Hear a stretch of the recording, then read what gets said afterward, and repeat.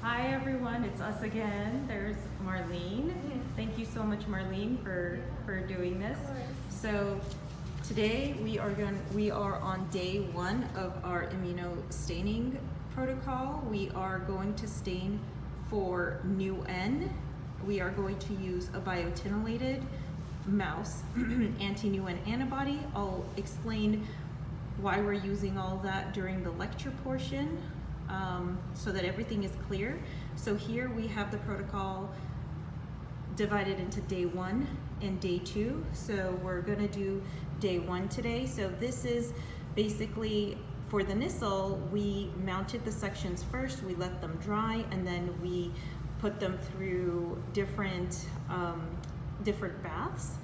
For this type of staining, we are going to do the staining first, and then we are going to mount and cover slip the sections. So here we have some brain sections in this staining net, if you can see right there.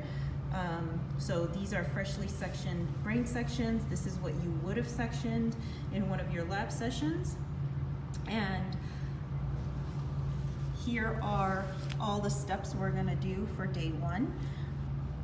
So typically what we do is we section the brain, we store it in antifreeze, we put it in the freezer when we're ready to stain, we take the sections out, and the first thing we do are 3 rinses. So we're doing step 1, 3 rinses. However, because Marlene already did the first 2 rinses, we're just gonna start off with rinse 3, and here you'll see we have written rinse 3. So this is what your setup would have looked like in lab, and this is what you would have been doing. So we start off there, and it says it's a 10-minute rinse. Again, in the interest of time, we are not going to do it for 10 minutes. We are going to dramatically reduce that time. So right now it's already sitting in the first rinse, so I think that's enough time because we've already rinsed it like I mentioned. So we're gonna move on to step 2. This is the endogenous peroxidase activity blocking solution we're gonna move it into, and there you see there's your endogenous peroxidase block. And again, during the lecture, I'll talk more about why we have to do that. So Marlene, if you would just advance your sections. So here, there's the staining net, your sections stay in there, and you just submerge it into the peroxidase activity block. And here we're supposed to do this for 10 minutes, but we'll leave it in there for a much shorter period of time. So here I'm just making sure all the sections are in the solution and every side of the section is in contact with the solution. Yes, we have to be a little careful for overcrowding. If the sections are overcrowded, not all of the sections will get exposed to the solution equally. So we want to make sure that all sections, both front and back side, are getting exposed to the solution. Otherwise, you'll have uneven staining. And sometimes what we do is, typically in a regular lab, we'll perform this on a shaker. So the shaker is constantly shaking the tray, the staining tray, so the sections are moving around and floating in the solution so they don't settle on the bottom or settle on the side of the nets. But here we don't have a shaker, so we're just gonna agitate the sections manually to make sure that they're not settling on the bottom or sticking to the sides of the staining net. And again, the key is we have to be super gentle. We don't want to rip the tissue.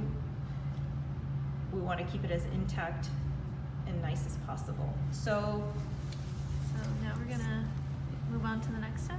Yep, now we'll advance after the peroxidase block. We have to remove all of that, all of that solution from the section. So we're moving on to step 3. We're right here. So we're gonna do 3 rinses, 5 minutes each, and you see we've already labeled them rinse 1, rinse 2, rinse 3. And we'll move them around a little bit.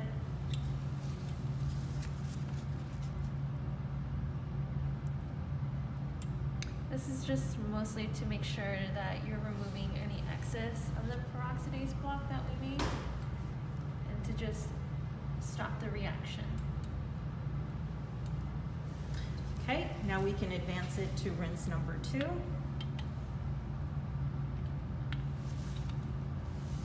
Again, under normal circumstances, you want to follow the protocol to a T. Whatever you've tested, whatever has worked, you stick to that protocol because that's what's going to get you the optimum staining. Here we have a special circumstance, so we're trying to get through this as quickly as possible and give you guys exposure to the protocol.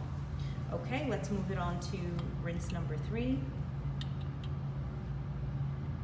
Typically these rinses would be 5 minutes each. We're right here. We're on step number 3 right here.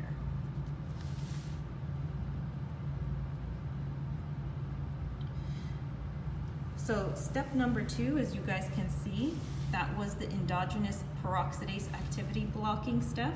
Now we have a second blocking step, but this time it's non-specific antibody binding site blocking that we're going to be doing. Now this one is a big step. We need to do it for 1 hour, and this is an important step. And again, I'll discuss why we have to do this step in more detail during the lecture portion. But we've already actually have sections that had been sitting in the block for an hour.